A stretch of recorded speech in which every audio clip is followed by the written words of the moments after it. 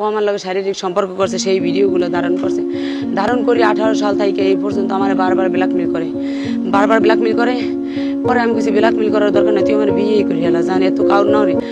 মানুষ স্বভাবতই নিষ্ঠুর। একটা মানুষ বর্তমান সময়ে উপকারের চেয়ে অপকারের মাত্রাটাই বেশি করে থাকে, তা এই ভিডিওটি দেখলেই বোঝা যায়। একটি নারীকে দিনের পর দিন নির্যাতন করে ব্ল্যাকমেল করে টাকা নিয়ে আসছিল এক পুরুষ। অবশেষে সে নারী যখন ওই পুরুষের সব কর্মকাণ্ড ফাঁস করে দেয়, তারপর থেকে তাকে হতে হয়েছে নির্যাতিত এবং নির্যাতিত। কতটা বিয়ে করুম না, তো স্বামীদের জানাই দিব, এলাকায় সবাই জানাই দিব, তুই টাকা দিবি। এই বলতে বলতে এমন কোনো মাস নাই আমি 4000, 5000, 2000 এরকম টাকা দিতেই থাই। এরকম টাকা নেছে, সর্বকম হইলো 1.5-2 লাখ টাকা নেছে। এইবার আশার ব্যাংক দিয়ে লাস্টে আমি এই 1-1.5 মাস 2 মাস হবে আমি 1.5 লক্ষ টাকা ওরা উড়িয়ে দিছি আশার ব্যাংক দিয়েও। এইবার হিট বাংলায় দিয়ে 50,000 টাকা উড়িয়ে দিছি। এইবার আমার গলায় এক্সট্রা চেইন ছিল, 2টো মোবাইল ছিল, সব রাখিয়ে দিয়েছে। রাস্তায় খাড়াইয়া আমি আমার স্বামীর লগে কালকে ওরা লেহাপুরি করতো, আমার বিভিন্ন বাসায় টাকাও নিয়ে ব্ল্যাকমেল করিয়া বিভিন্ন বাসায় বউ পরিচে নিয়ে রাখছে, শুক্রবারও নিয়ে রাখছে।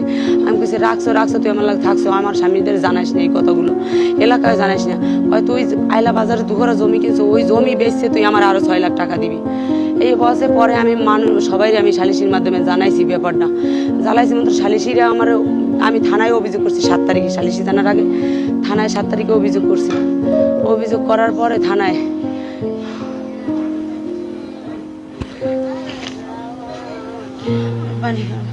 পানি দেন একটু পানি, এই জন্য কইছি যে কথা কম করেন, একটু বইতে পারবেন না?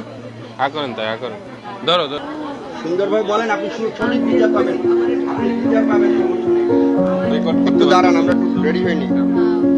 থানায় আমি অভিযোগ দিছি, আমি এজাহারও লেখাইছি থানায় অভিযোগ দিয়ে 7 তারিখে ওর বাড়ি লইয়ে গেছি আমি থানায়, পুলিশ 7 তারিখে লইয়ে গেছি থানায়, এখন তদন্ত করে আইছি। ও আমার কয় তুই থানায় অভিযোগ দিবি কি?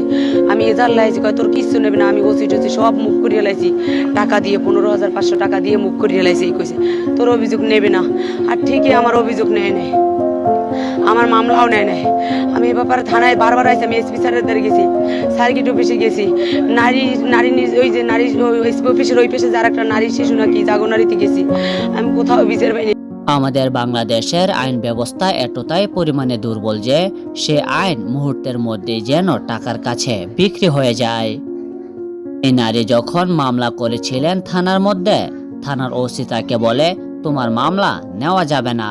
পেছনের কারণ ছিল ওই পুরুষ থানার যে সকল অফিসার রয়েছে তাদেরকে টাকার বিনিময়ে কিনে নিয়েছিল।